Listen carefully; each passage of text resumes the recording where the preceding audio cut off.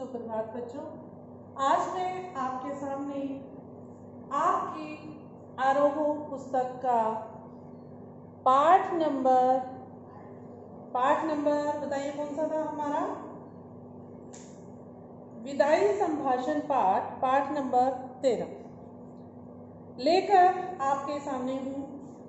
छात्रों, आज हम विदाई संभाषण पाठ जो आपका पूरा नहीं हो पाया था, आज हम उसका जहाँ से हमने छोड़ा था वहीं से पठन करना शुरू करेंगे। विदाई संभाषण, विदाई क्या होता है? बिछुड़ना, एक दूसरे से अलग होना। संभाषण वार्तालाप या बातचीत। विदाई के बारे में एक वार्तालाप या एक बातचीत, ये आपके इस पाठ का नाम है। आधा हमने कर लिया था और आधा हमारा बचा हुआ था जो आज हम पढ़ेंगे। पाठ में लार्ड कर्जन की जो शासन करते थे हमारे यहाँ पर, उनकी नीति का वर्णन इस पाठ में किया गया कि लार्ड कर्जन 2 बार हमारे भारत में रहे और उन्होंने भारतीयों पर कितने अत्याचार किए, कितने अत्याचारों को भारतीय सहन करते रहे।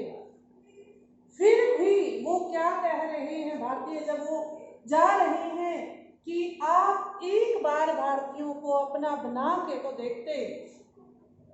ठीक है, भारतीय तो ऐसे हैं कि एक पशु पक्षी जैसा गाय का उदाहरण देकर बताया गया है कि एक मारने वाली गाय होती है और जो मारने वाली गाय है वो दूसरी गाय जो सीधी गाय है उस पर सींग भी मारती है, सब कुछ मारती है, लेकिन जब वो उससे अलग होती है तो उसके बिना वो खाना तक नहीं खाती।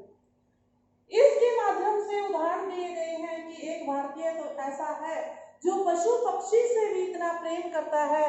आप तो एक जीते जागते इंसान हैं। अब देखिए छात्रों, पेज नंबर 50 लास्ट पैराग्राफ से हम इस पाठ का पठन करना शुरू करेंगे। जहां से हमने इस पाठ को छोड़ा था वहीं से शुरू करते हैं। अब देखिए, यहाँ की प्रजा ने आपको जिद का फल यही, आपकी जो जिद थी उनका फल यही देख लिया। उसने देख लिया कि आपकी इस जिद ने इस देश की प्रजा को पीड़ित किया, कितने अत्याचार दिए, कितने कष्ट दिए आपने, आपको भी उसने कम पीड़ा नहीं दी। यहाँ तक कि आप स्वयं उनका शिकार हुए। यहाँ की प्रजा वह प्रजा है, छात्रों इसको रेखांकित करना है। कैसे बोला उन्होंने? यहाँ की प्रजा वह प्रजा है जो अपने दुख और कष्टों की अपेक्षा परिणाम का अधिक ध्यान रखती है। वह जानती है कि संसार में सब चीजों का अंत होता है, चाहे वो शासन है या जीवन है। दुख का समय भी एक दिन निकल जाएगा, अगर दुख आए हैं तो ये भी निकल जाएगा, उनको पूरा विश्वास है। इसी से सब दुखों का वो झेल कर, पराधीनता सह कर भी हम जीते हैं। ठीक है छात्रों, माय लॉर्ड क्या बोला उन्होंने? वो क्या बुलवाते थे? My Lord. लॉर्ड मीन्स भगवान, कि मैं तुम्हारा भगवान हूं, ये बोलिए। इस कृतज्ञता की भूमि की महिमा आपने कुछ समझी ही नहीं और न यहाँ की दीन प्रजा की श्रद्धा भक्ति अपने साथ ले जा सके, इसका बड़ा दुख है। ये जनता, अगर आप एक प्यार के शब्द बोलते, ये आप पर अपनी जान न्यौछावर कर सकती थी, लेकिन आपने कभी भी गलती से भी एक शब्द भी नहीं प्यार के नहीं बोले। देखिए, इस देश के शिक्षित जो वर्ग है, जो पढ़ा लिखा वर्ग है, वो तो देखने की आपकी आंखों की ताब नहीं। आप ये नहीं सहन कर पा रहे थे कि भारतीय पढ़ते, और जो पढ़ लेते थे उनको आप एक नजर से भी नहीं देखते थे। अनपढ़ गूंगी प्रजा का नाम कभी कभी आपके मुंहों से निकल जाया करता था। जो अनपढ़ लोग थे उनका तो आप फिर भी कभी कभी उनका पक्ष ले लेते थे, लेकिन जो पढ़े लिखे लोग थे उनका आपने कभी भी उनकी तारीफ तो क्या, उनका नाम तक नहीं लिया। उसी अनपढ़ प्रजा में नर सुल्तान नाम के एक राजकुमार का गीत गाया जाता है। एक राजकुमार था जिससे बार बार नाम लिया जाता है। एक बार अपनी के समय, विपद क्या होता है, मुसीबत के समय कई साल सुल्तान ने नवरगढ़ नाम के एक स्थान में काटे थे। जो राजा था, राजकुमार था, उसने, इसको छात्रों रेखांकित करना है, शहर का नाम क्या था, नवरगढ़, जहां पर उसने अपने जीवन के कई साल गुजारे। अब ये देखिए, उनके माध्यम से लॉर्ड कर्जन को क्या समझाया जा रहा है कि एक वो राजकुमार था और एक आप हो। उसने कैसे वहां का धन्यवाद किया और आप बिना धन्यवाद किए ही जा रहे हैं। देखिए, वहां चौकीदारी में लेकर उसे एक ऊंचे पद पर काम करना पड़ा था। जो राजकुमार था उसको वहां पर चौकीदारी से लेकर, पहले वो चौकीदार बना, उसके बाद धीरे धीरे करके उसकी प्रोग्रेस हुई और फिर ऊंचे ओहदे पर, ऊंचे पद पर उसे काम करना पड़ा। जिस दिन घोड़े पर सवार होकर वह उस नगर से विदा हुआ, जब वो उस नगर से जाने लगा, जब का वर्णन देखिए, नगर द्वार से बाहर आकर, इसको छात्रों आपको रेखांकित करना है, नगर द्वार, जो नगर का द्वार था, मुख्य दरवाजा था, वहां से बाहर आकर उस नगर को जिस रीति से उसने अभिवादन किया, उसने नमस्कार किया, वह सुनिए।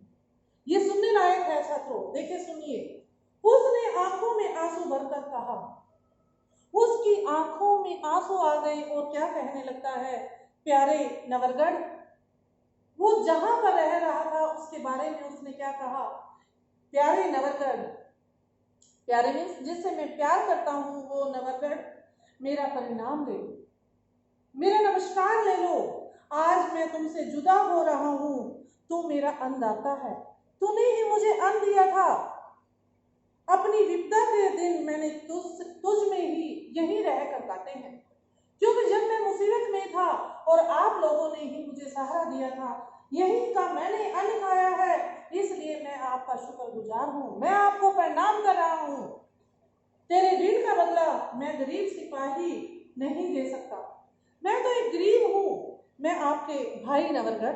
फिर वो क्या बोलता है, यदि मैंने जानबूझकर एक दिन भी अपनी सेवा में चूक की हो, अगर मैं अपने काम करते हुए किसी का दिल दुखाया है, तो यहाँ की प्रजा की शुभ चिंता न की हो, अगर चिंता लोगों की, जो प्रजा है उसकी चिंता न कर पाया हो, यहाँ की स्त्रियों को माता और बहन की दृष्टि से मैंने कोई ऐसा दिन हो जब नहीं देखा हो, तो मेरा परिणाम न लेना।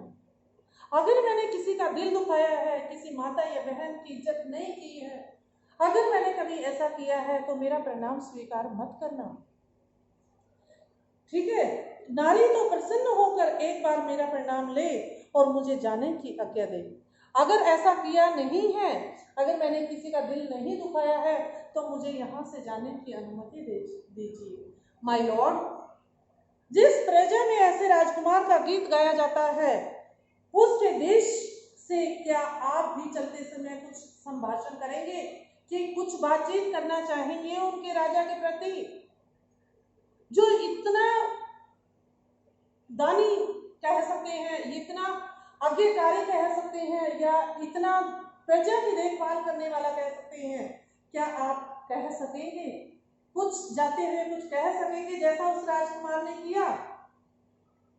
अभागे भारत, इतना ही कह दो, मैंने तुझसे सब प्रकार का लाभ उठाया और तेरी बदौलत वह शान देखी जो इस जीवन में असंभव है। तूने मेरा कुछ नहीं बिगाड़ा था भारत, पर मैंने तेरे बिगाड़ने में कुछ कमी नहीं की।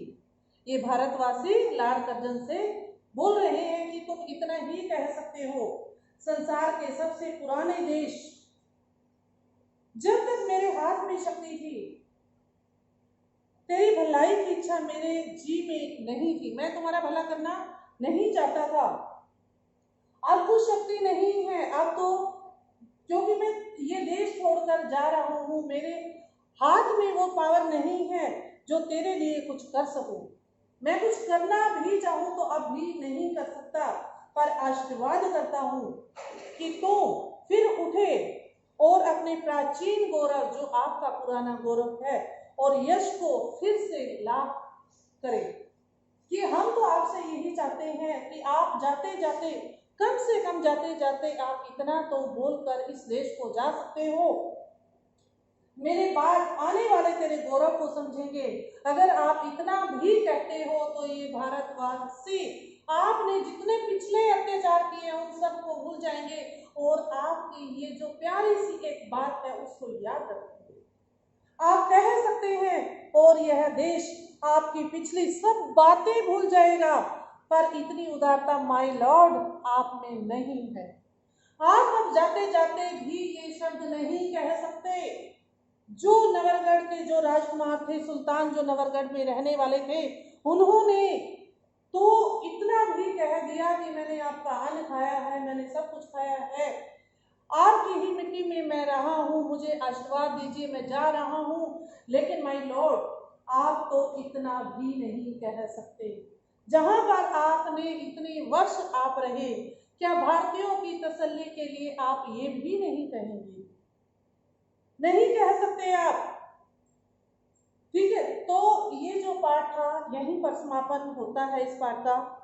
आप में कर्जन यह उदारता नहीं है तो आप यह तक नहीं बोल पाओगे। ये जो पाठ था छात्रों, आपने विदाई संभाषण जो आपने पढ़ा, विदाई, बिछड़न या बिछड़ना या अलग होना पर एक बातचीत।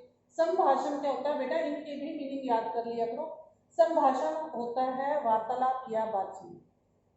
विदाई के समय पर क्या बातचीत हुई, क्या वार्तालाप हुआ, ये आपका चैप्टर था। इसके क्वेश्चन आंसर हम नहीं करेंगे, इसी में से हम कोई एक्टिविटी करेंगे या हम कोई स्लोगन लिखेंगे। ठीक है बेटा, एक जो मैं काम दूंगी आपको वो काम करना है। अपनी कॉपी में ही इसका आप एक स्लोगन, विदाई संभाषण पर एक स्लोगन आप लिख सकते हो।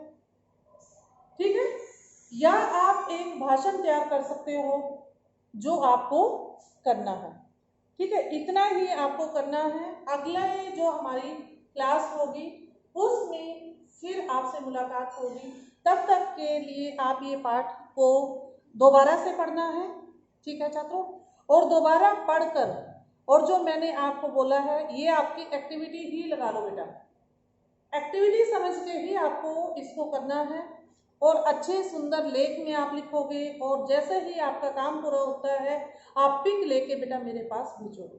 ठीक है छात्रों, धन्यवाद। अगले हम क्लास में फिर मुलाकात होगी, तब तक घर पर रहिए और दोराही परीक्षा की जो रिवीजन टेस्ट है उसकी तैयारी कीजिए और कुछ नहीं समझ आता है तो ग्रुप में पूछने की कोशिश कीजिए। धन्यवाद छात्रों, आपका दिन शुभ हो।